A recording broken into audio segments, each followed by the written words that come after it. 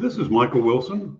We're looking at the question, should we drive a hard bargain in our business relationships? We work most of our lives every day, most of our time is spent at work. And there are certain things that go on at work that maybe we need to question. We live in a world where driving a hard bargain seems to be a real strategy that is respected. As people of God, we don't have to negotiate that way. We should play fair. We should suggest reasonable terms in our work and our dealings with people. This is not the art of the deal. Jesus has expectations for us and challenges us to be fair from the start. This is about what love looks like, not who wins. It's not about who wins. God promises we will be blessed if this is our approach. So we read in Proverbs 11:26 from King Solomon, knew a few things. The people curse him who holds back grain, but a blessing is on the head of him who sells it.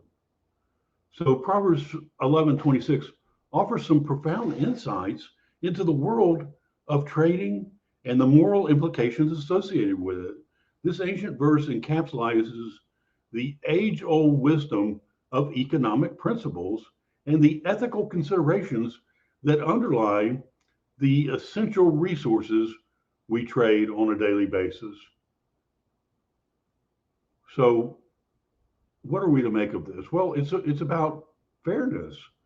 It's about empathy. It's about generosity in the marketplace.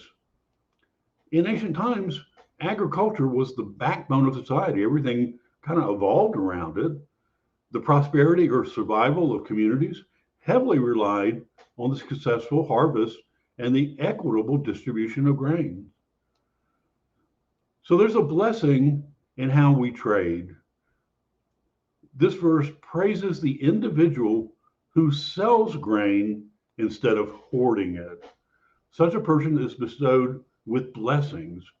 This represents a stark contrast to the curses that are mentioned earlier. By selling grain, the merchant or the landowner ensures that the community's basic needs are met and people have access to the sustaining and sustenance that comes during challenging times.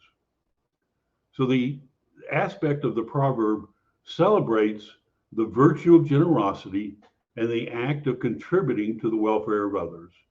It underlines the idea that economic transactions should not solely profit driven, but should encompass a sense of social responsibility. We have an obligation to our neighbors.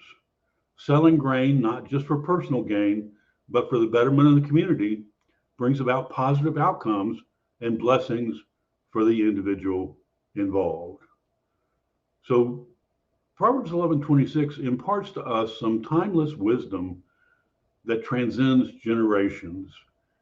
In our increasingly interconnected and interdependent world, the message of Proverbs 11:26 extends beyond grain trading. It encourages us to seek ways to balance economic prosperity with the welfare of others, recognizing that responsibility has actions underlying it that have power to create a more equitable and compassionate society for everyone. And that's some mighty good news, brothers and sisters.